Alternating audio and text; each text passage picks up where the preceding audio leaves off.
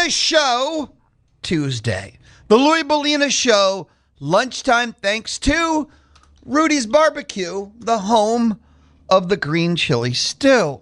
What are we going to do lunchtime? Well, Aggie football. Been dying to talk some Aggie football. Thoughts starting to form. I'm not going to say they're life-changing, but still, news, notes, Aggie football, and more. 12:35, I got to listen in. Bucky, Media Day, Arkansas preview, and more. Lunchtime, text message sweep, but that's only if you're up to it. What's like spinning around in your mind? 979-693-1150. 979-693-1150. You can light up the Texas Mobile One Lube Express inbox with your questions, comments, opinions. And on the Louie Bellina Show, everything, anything. Aggie football, Aggie basketball, Aggie baseball, wine, whiskey, beer, steak, tacos, whatever. Text 979-693-1150. Just spit it out already, would you? 979-693-1150. Sharing is caring. Whatever works for you. Aggie football, news, notes, things that caught my attention. Mel Kiper Jr., ESPN draft expert. He's been doing it longer than people knew the NFL has a draft. Did his first round mock. It says the combine begins in Indianapolis. TexAgs Live, Wednesday, Thursday, Friday, is going to be live from the combine. The people I know that are there, David, Olin, Billy, Nick Savage, I think goes by Savage now. I know for sure. And I think that's awesome that they're going out there. That's really, really crazy cool. And I'm sure as they're out there, they'll get a million guests from the combine too. Anyway, so Mel Kiper at one point was the definitive voice of NFL draft. And this is before he was with ESPN. He used to have his own newsletter. You'd subscribe it, and it was mailed. I don't know if people still know what mail is. The stuff that shows up at your mailbox. You know, we live in a digital world.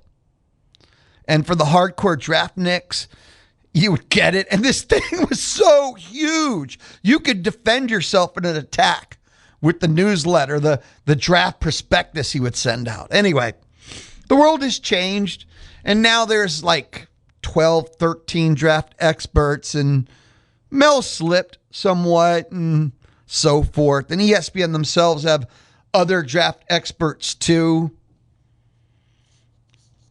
Mel Kiper's first round was different. He had no Aggies. He had no Aggies in the first round. It is the only, I'm going to be honest, mock draft, and maybe there's others that you have seen, I have not, and you can share if you've seen them, but he had no Aggies in the first round. I'm not going to say that's impossible. If you were to do a consensus of all the experts, and okay, there's 10, 15, if you counted everything, 20, 30 mock drafts.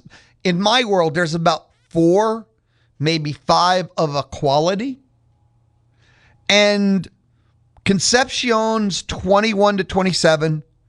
Cassius Howell is 24 to 31. That's not first round locks. Now, every mock draft has them going in the first round. But if you're 21 to 27 and 24 to 31, position runs, trades, which then changes the positional needs, can bump you out of the first round. So, in theory, there could be no Aggies in the first round. Not an expectation, not something to predict. Because I have said this many times. Okay, 4, 7, okay, more than a couple. When you get into the 20s, these are the teams that are looking to win a Super Bowl that we're a step away, where they just need one player, one part. They're drafting different than the first 15. They're not going to worry about a player's 10-year viability. Is he franchise? Where they'll look at Cassius Howell, realize that he's going to have to work to be a 3-down player in the NFL, but we need a pass rush specialist. We need someone that's going to be a sack master. This guy is one of the top 2 in the NFL draft for hurrying and dropping quarterbacks. And that's what our defense needs to win a Super Bowl. And they're going to take Cassius Howell. Where a team in the top 10 might want a 3-down defensive end, a rush. They can't take a rush edge. They need a defensive end for every down. And that's where Cassius Howell becomes priceless for a team in the 20s. Casey Concepcion has a versatility value that would make me stunned if he escaped the 20s. Stunned, because there's about 3 teams. Now, wide receiver first round, I keep seeing 6 or 7. Which if trades happen, that number shrinks. I guess KC could get bumped out, right? I've seen a high of 3 Aggies in the first round. If one of those old linemen like a Basantis, someone just falls hardcore in love with him. But Mel Kiper, ESPN draft expert, has 0 Aggies in the first round. Just figure I would share that with you. Exactly 0 Aggie football players in the first round. First mock I've seen that with. All of them, okay, there was one that didn't have Cassius Howell, actually, to be fair. They all have Concepcion now. Some of the highlights of what Mel Kiper did, look, Mendoza, Raiders 1, done. David Bailey, Texas Tech 3 to the Arizona Cardinals. Question, if you're a hardcore, NFL fan, this isn't about the draft. When you see that the Cleveland Browns select, do you start doing RIP for that player, thoughts and prayers? Because when you see Cleveland Browns select, or the New York Jets select, that player's done.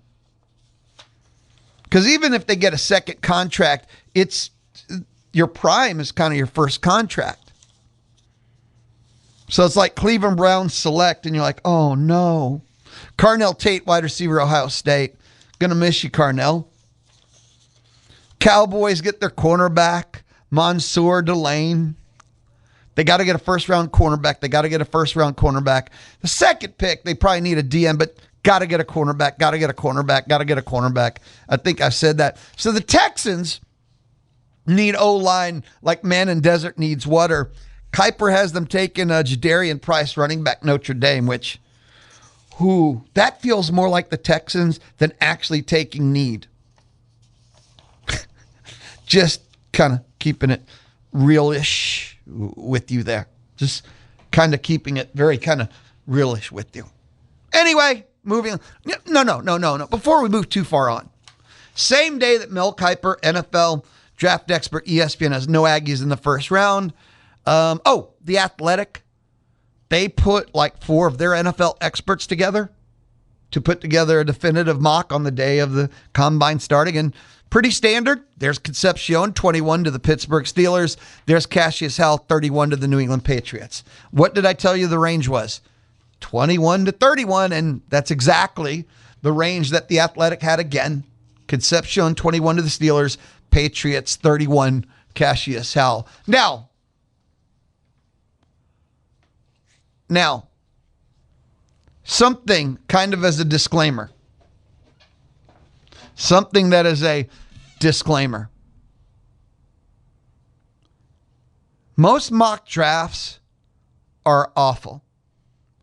Most mock drafts are absolutely horrendous. Most mock drafts just get destroyed. Why? Because they can't account for trades. And every year now, there's trades.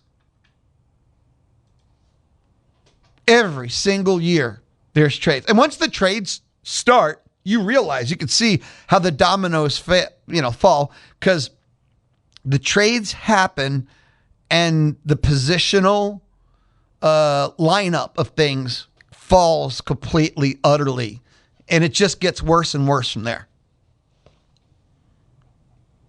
I'll let it go. Mock drafts are for entertainment purposes. They give you a very loose, rough, and doomed outline. I'll move on. Aggie football, notebook variety here. Aggie football, notebook. Something that really hit me in the head kind of thing yet again. I told you that you're going to see top 25 XYZ. What does that mean? Well, whether it's ESPN, CBS, any of the alphabet people, Fox, and more, they're going to do the key player for every top 25, the key game for every top 25. It's just over and over and over on a loop. Here's one that fascinated me because it's a very modern question. It's very now with the new realities of college football. And the question was key player retained. Key player retained. When I took a look at the A&M write-up, the first sentence says, the Aggies were able to re-sign. Phrases like that, never. And I mean never. That's the past 3 to 4 years only college football universe. The Aggies were able to re-sign. That's the NIL universe. It's new, it's modern, it's college football today. And that's why this question, key player retain, used to retain everybody unless they were out of eligibility. Everybody. You used to retain 60, 70 players. But now, portal, NIL, free agency, it's hard to retain. So the Aggies were able to re-sign. I just saw that. When I saw the word re-sign, it's accurate. I mean, we're now having announcements. Players are putting announcements that, I have re-signed. What? To stay at the school you're already. It's just not very college football. We'll get used to it. We will. And we'll see it. You won't bat an eye. You won't flinch, and you won't think about it. You'll be like, oh, yeah, of course. Yeah, of course. Yeah. It'll become normal. I just know for me, the question itself was, and by the way, the overall question was, for every top 25 team, what was the key player they retained? And the retained is hilarious. They were able to re-sign college football, new, modern, and accurate. So let me ask you this. For Texas A&M, that ESPN, who put that question forth, ESPN has A&M at 10, top 10 team. Who is the key player they were able to retain? Who was the key player they were able to retain? Because my gut, knee-jerk, first thing was Marcel Reed. But Marcel Reed is a wild card. Is he the key player they retained, re-signed? If he levels up, if he can do like Kellen Mond did, how many people remember Kellen Mond and his arc where, I don't know, it took him a couple of years to develop, and then his final year, he was the baddest man in the whole damn town? If he can do that, he could be the key to everything. Winning the SEC, making a run in the college football playoff. If he does that, because, Kellen Mond had to develop, and along the way of developing, he won some games, and, you each year, just the next step. You could see that with Marcel. Holman Wiggins is a better fit for him than Colin Klein was. Marcel could lead A&M to Atlanta and wins in the college football playoff, if that's the path. So is he the key player retained, re-signed? Look, I'm going to take a timeout, 3.5 minutes. I'll be right back. If you want to text to that question, retained. That's college football. Because retained, You weren't out of eligibility. Nobody was retained. You committed, you're there 3-4 years. There's no retaining. But that's not how it works anymore. 979-693-1150. Key player retained. You can text away. This is the Louie Bellina Show. I'll be right back. It is the Louie Bellina Show, presented by CC Electric, Tuesday on the Zone.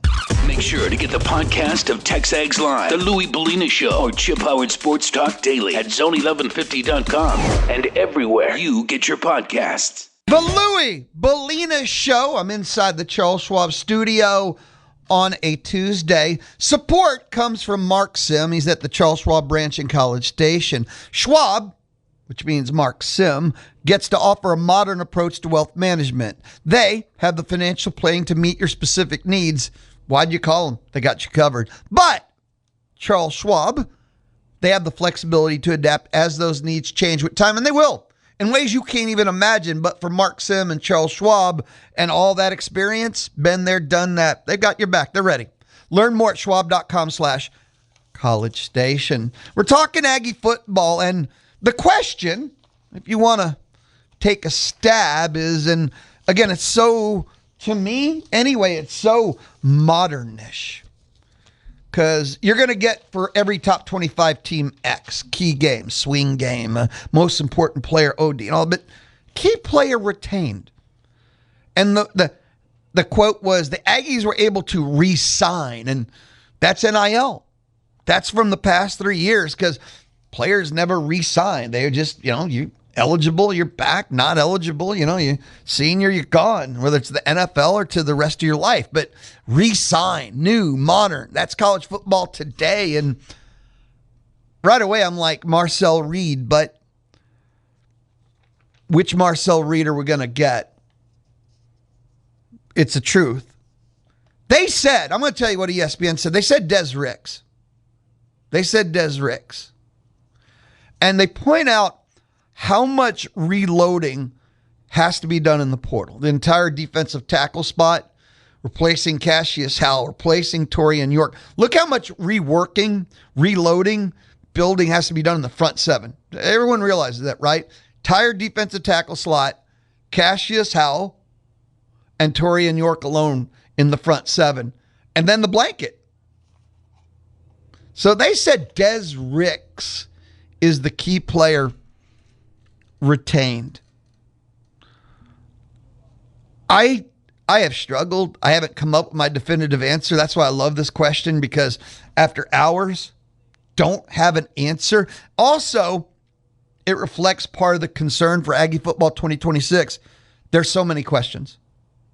O-line, Marcel Reed, front seven, replacing Will Lee. There's options everywhere. There's nice options everywhere, but there's questions both sides of the ball everywhere. Even Reuben Owens flashes, but is he running back one? He's not. Would anyone say he's Le'Veon Moss? I don't think there's anyone that would say that. Mario Craver with Isaiah Horton and the depth behind them. Is that the strength? Talking about all the questions. Let's talk about the strength. It's the wide receiving core. Good news for Marcel Reed. If he takes advantage of it, if he doesn't hold the ball so long. The wide receiving core, am I missing something? But is that a question? The wide receiving core, I think, is easily, undisputed, the strength of the team entering this upcoming season. Is the wide receiving core. But Marcel has to maximize and use them for them to be the strength. That's one thing about wide receivers always. They're only as good as their quarterback. Just ask Cam Coleman about his time at Auburn. But A&M's wide receiving core, that's the positive. That's the strength. Again, there's counters. There's questions. There's potential answers for most of these questions, but there's so many of them. Key player retained.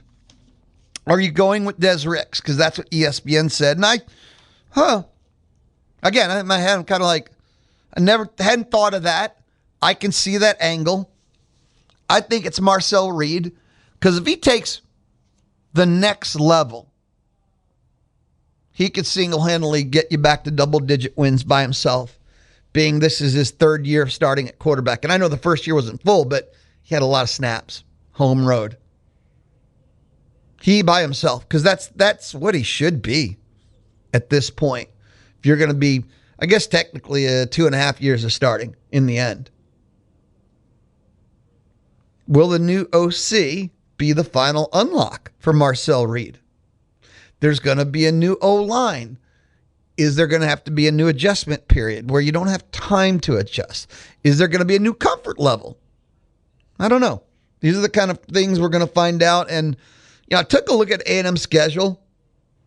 I think it's a fascinating schedule where on a very boring, that means absolutely nothing kind of outline, the last game of every month is the most important game of every month. It's like it's broken down into quads.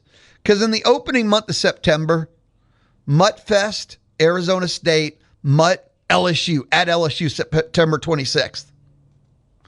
Baton Rouge could be a house of horrors. Last time you were there, it was an Aggie football, maroon and white 12th man takeover, but it's going to be Lane Kiffin, who kind of has A&M's number. You don't know what LSU is going to be in year one. You just know they spent about $40 million to put that team together. You give Sam Levitt to someone like Lane Kiffin, that equals danger. Danger, Will Robinson. What will A&M be in game 4 versus 8 versus 12? With all the new that Aggie football is going to have. So in month number 1, the key game at LSU, last game of the month. You go to October. Arkansas, Missouri, Citadel. Nope. Key game of the month at Alabama. Notice these key games again.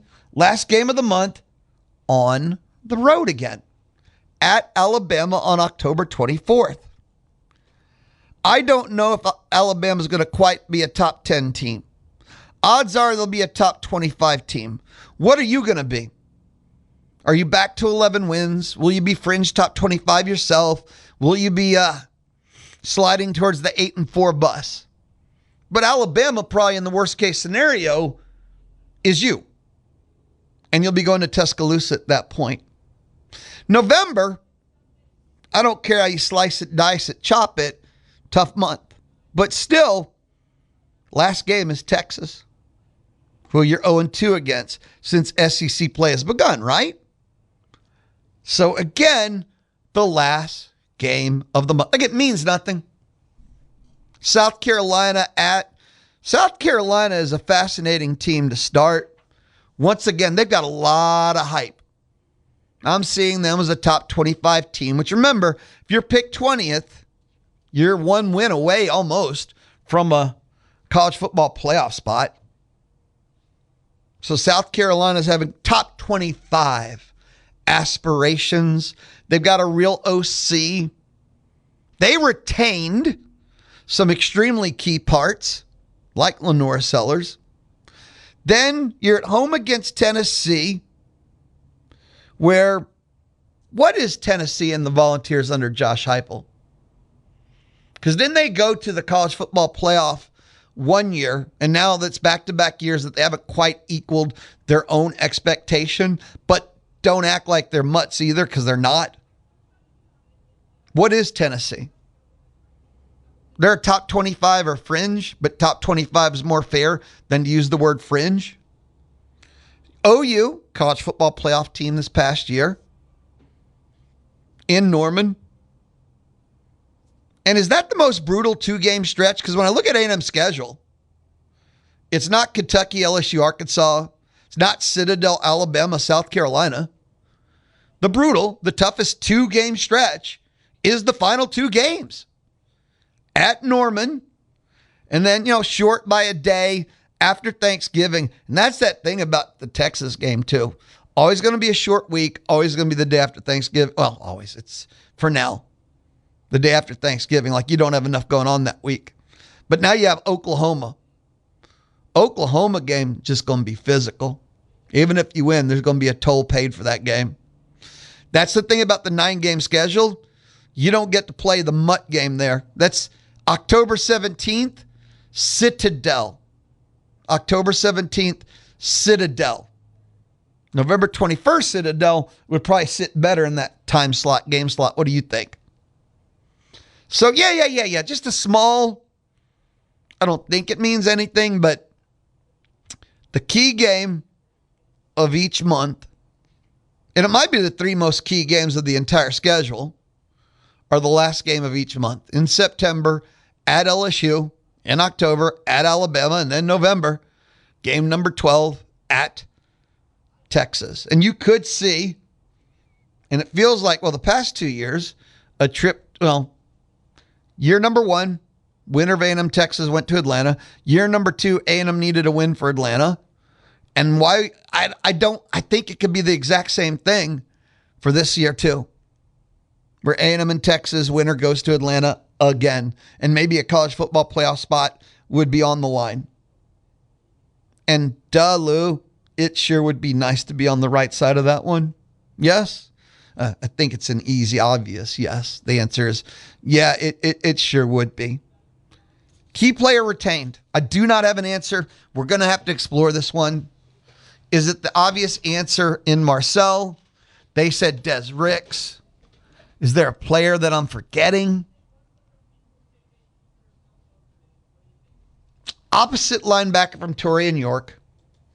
Chaos rate really high. Sanford. Could he be? Is that stretching it a little too far? Key player retained? Because you're going to need playmakers, and he had those flashes. If his game goes next level too. On offense, key player retained. Was it Mario Craver? Was the key player retained? That way you got to pair him with Horton, because if you had to replace both Craver and Concepcion, that would have been a little too much, but potentially. 979-693-1150. 979-693-1150. Up next here on the Louie Bellina Show, presented by CC Electric, residential, commercial, industrial services, what they do at CC Electric. Up next, a listen in. Bucky, he had his media day. It's an Arkansas preview. That's what's next here on the Louie Bellina Show on The Zone. Start your Sunday mornings with the best week ever from ESPN Radio. Yes! Listen in from 6 to 9 on the Zone 1150 AM and 93.7 FM. The Louie Bellina Show. Joining us, 1 o'clock on the D4 Land Services hotline. Olin Buchanan, who's on the road to Indy. Not quite yet, because not there yet. Why? TexAgs Live, Wednesday, Thursday, Friday. They'll be in Indianapolis for the Combine. So Olin making his way. He's on the road again, heading towards Indy. Olin Buchanan on the D4 Land Services hotline, 1 o'clock here on the Louie Bellina Show. If you need help with your land, cleared, excavated, fixed up, forestry mulching, pond construction, metal buildings, if you, any of that sounds interesting, anything you're like, dude, I was just thinking, go to D4landservices.com. D4landservices.com. Time now. A listen, and Bucky McMillan, Aggie basketball head coach, had a media day. It's his Arkansas preview. Bucky, now that y'all got, you're assured that at the worst y'all finish 500 in SEC play. Do you have any number in mind that you feel like y'all need to reach to feel real comfortable about getting into the tournament? I got a number in mind I want to get to. That's 13. Four more games. But no, I mean, look, I think that you got to keep grinding. We don't have any bad losses. We've shown that we are a great team at home and on the road, particularly. I mean, if you think about our road games in the toughest league in the country, and the SEC has the toughest places to play in the country. We've gone to Alabama. We lost by 3. We won at Auburn, won at Texas, won at Georgia, won at Oklahoma, double overtime at Tennessee. The only one we didn't play well in was Vanderbilt. We lost by double digits. But, I think when you're looking at numbers and all that, when you evaluate things like that, if you have a winning record in the SEC, the toughest league in the country, and you have shown you can do it consistently on the road, that's a great sign for the NCAA tournament, right? And I think you also got to look at teams that, our team specifically, you thought the first 4 games of the season, you look at this team, you're going to say team's been able to play it with a lot of these teams that are going to have some nice seeds in this tournament. So, that's me bragging on our team, but I want to finish this thing off right and play well here in these last 4 games. Should a win in Fayetteville be enough to ensure that you'd get in as good as they are? Yeah, I don't know. I mean, I would think our body of work's pretty dang good right now. So I don't want to put game pressure either way more than the pressure that, we put on ourselves to play well. I think that we got a team that if we play well, it just takes care of itself, I mean, I'm not thinking about the NCAA tournament as much as I'm thinking about, how can we position ourselves to be in a spot to somehow compete for a championship in this league. And if it can't be done, if Florida runs the table and does their deal, then how can we have the best seed possible for the SEC tournament to give ourselves a chance there to get buys, double buys, get to the semis? And if you think like that, what's in front of you, and the way to do that is not to focus on that, but to focus on playing good basketball, everything else should take care of itself. So. You guys probably had one of your better defensive performances on Saturday, especially in that second half. Just what did you feel like were maybe some of the little things y'all did really well that you can take from that, some teach tape maybe? Well, I think our players took the game personal. And I mentioned this, I mentioned this on the radio, is that so this time of year, and I want to be careful. I want to say this after we've won, because sometimes if you lose, it's it's a players' game. And they're like, oh, okay, sure it is now, right? But this time of year, it really becomes a players' game. And I want to say that if we had 2 wins. Because here's why. The schemes, everybody knows each other by now. We know what the other players can do. They know what our players can do. They're going to know what defenses we run. We're going to know what they run. You don't see too many I got you plays out there this time of year. It is literally like who wins the matchup. Like Rylan Griffin, that last possession we went to him, won his matchup. He finished through contact and got a bucket. And then there were several players on defense in that game. They had their guy and said, Coach told me to guard you. Your night's over with, right? And that's what I mentioned on what I mentioned on the radio earlier. It's like who can cut whose water off that night. And I think that's really what it comes down to this time of year. It's like I got you. Oh, now they ran a screen. I switched off. Now I got you. It's over for you. Oh, switch back. I got you. Now it's back over for you. And that's the mindset you got to play with this time of year. Week ago, back starting to get a little bit against the wall. Just what have you seen from maybe just the sense of urgency from your guys these last couple games? Well, just, a lot of teams wait till they get to the NCAA tournament or their life's on the line to really fight. I haven't felt that from this team. I would say at Vandy we're a little fatigued, but, I don't think lack of fight has been the issue with this team or any point. I'm not saying there is issues with the team. This team is one of the most, what some would consider an overachieving team, right? In a lot of ways. I'm not talking wins and losses. They just give you everything they got. But a lot of teams, they get the NCAA tournament and their basketball life's on the line. Now they're really going to fight. UFC right there. We just talked about it earlier. They wait till they get in the octagon and they're really going to fight. Well, how did you train the 60 days leading up to that? Right? Because if you walk in the octagon and, you hadn't done that, that's an eerie feeling. So to get to the NCAA tournament, you got to have that same sense of urgency every night that your life's on the line. And I think you've seen that from our guys. With 6 games left, I told our players, let's play this like this is our NCAA tournament, one at a time. Now we're in the Sweet 16 going up to Arkansas. Because to win the NCAA tournament, you got to win 6 games. So let's treat it like that. So that way when we get to the NCAA tournament, we know that feeling. I remember during media days that Cal kind of gave you some indirect advice about how to build a program where there's not really a team here. Do you guys, what's that relationship like between you two? And is there any sort of challenge of sort of pushing through the Hall of Fame mystique, messaging to your players? Yeah, I've just never looked at basketball that way in terms of coaching. I've been in it so long. I think a lot of the coaches in general that I just never looked at it as coaches versus coach. I just kind of coach our team. But to your point on Calipari, I knew him. He recruited one of my players in high school. Very genuine person, Obviously, he was in the spot we were last year with pretty much a new team. They struggled at parts in the SEC. I think they lost their first 5 games or so in the SEC, isn't that right? And then they went on to get to the Sweet 16 and were very close to could have made the Elite 8. So, that's a model for how you got to stay the course and keep your eye on the prize, which is to play your best basketball towards the latter part of the season. That doesn't mean you're cruising to the latter part. That just means that you're improving day by day.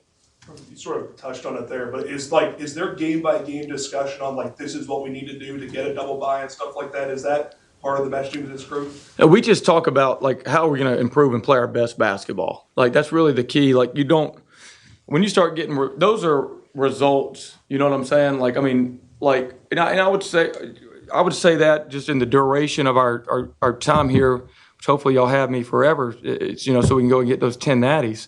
But in the duration of our time here, we cannot be so honed in on results. Like I just give you this example: we had a losing streak. We won at Georgia. We lost at Alabama. We didn't play well versus Florida. Okay, and then we lose a tight one. I guess it was Missouri next, right? Well, everyone's up and like, hey, what's going on? We played great at Bama, right? I mean, Missouri's beat Florida, and we were there in a 1-point game. Like. I didn't like how I played at Vandy. But it can't be, everything's great because we're winning, but everything's terrible if we lose a game. We got to stay the course and not be results-oriented. And so I bring that up to say this, is that we got to stay that way in this time. We can't be worried about, well, how do we get it by? How do we do this? Everything takes care of itself if you focus and stay the course on playing well. Like just playing well. And that means practicing well. And if you do that, you're going to get what you deserve. I guess as you guys maybe aim to crescendo and continue improving the little things, how much of a discussion maybe has free throw shooting been in that regard, of just something to try and continue to improve? Yeah, I mean, you always want to improve what you can. I mean, I don't overharp free throws. I think that can be detrimental. There'll be, for the last game, Josh was just out there working with his free throw. He missed couple in that game, that brought the percentages down, that he's working on something I think is really going to help him. But I think sometimes instead of us worrying so much about the glass half empty, not you guys, but just in general, let's look glass half full and let's say, man, what about Rashawn going up there and icing those free throws there? Just like, hey, not over for you guys. I'm icing these. Just throw it into Rashawn, foul me, come on. And like then the next time Rashawn's going to be in that spot, come on. And I think that's the thing we got to remember is that like life's not perfect, neither is basketball. How can you persevere when it's not perfect? And that's really what's going to matter the most down the stretch here because it's not going to be perfect. Darius Acuff, one of the nation's best scorers. What have you seen from him, and what would you say is kind of the key to limiting his production?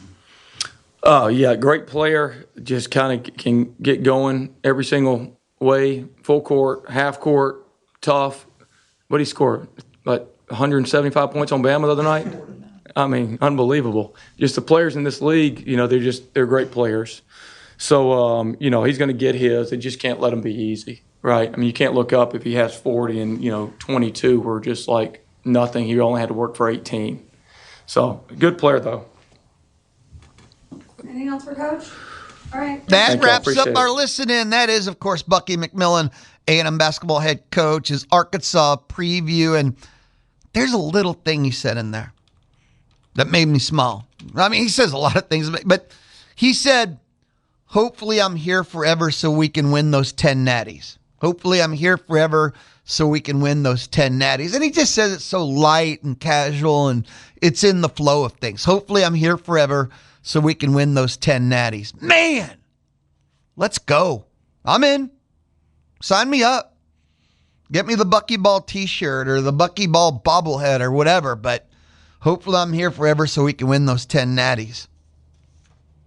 I don't know, if my mind can comprehend, deal with what will happen if Aggie basketball wins a national championship. That'd be pretty emotional. I mean, yes, everyone's going to go, what about Aggie football? What will happen, the seismic release, the emotional release in this town, if Aggie football were to win a national championship? There'll be tears. People will break down. People will finally pass away saying, I can go now. I mean, Aggie football wins a national championship. There's going to be puppies getting punched, whiskey bottles broken, paper mache walls will be run through. It'll be anarchy of the grandest level. But Aggie basketball winning a national championship, I don't know if I've ever, no. There were a couple of teams not of that 100% they're going to, but tickled the imagination. So I can't say it's never been thought of, but whoa, it's starting to hurt. 979-693-1150. You could text anything, anytime here on the Louie Bellina Show. Light up the Texas Mobile and Lube Express inbox. Texas Mobile and Lube Express, owned by Gabriel Garcia. And before we jump out of Aggie basketball, for now, a reminder if you weren't with us in the first hour. Bracketology updated Tuesdays. Aggies on 9 seed, which means no bubble. They are not bubbly. Not last 4 buys, not last 4 in. 9 seed, not bubbly. Last 4 buys, there's Texas. There's Auburn. Last 4 in, there's Mizzou. First 4 out, Ohio State, USC, California, San Diego State. The next 4 out, VCU, Vatek, Seton Hall, West Virginia. The top overall seed is Duke. Last team in the tournament, New Mexico. First team out, the Ohio State. The SEC has 11 teams. The Big Ten has 9. Mentioned this earlier also, but I understand you're not here every minute of every hour of every day, which, what a shame. Makes me sad, but I understand. Ken Palm. Here's the Final Four, according to Ken Palm. Final Four Aggie games. They lose to Arkansas by 8. They beat Texas by 2, Kentucky by 2, and LSU by 1. Oh, that's a whole lot of Rolaids and Tums and Agita there. 2, and 1. Now, 3 and 1, Final Four. Sign me up. Don't care the order, anything, but 2, and 1, huh? That will be, like I said, fingernails gone. Did you know? Did you know the Aggies are 3 and 2 in one possession games in SEC play? That statistic via Luke Evangelos, A&M beat writer coverage dude for Texags.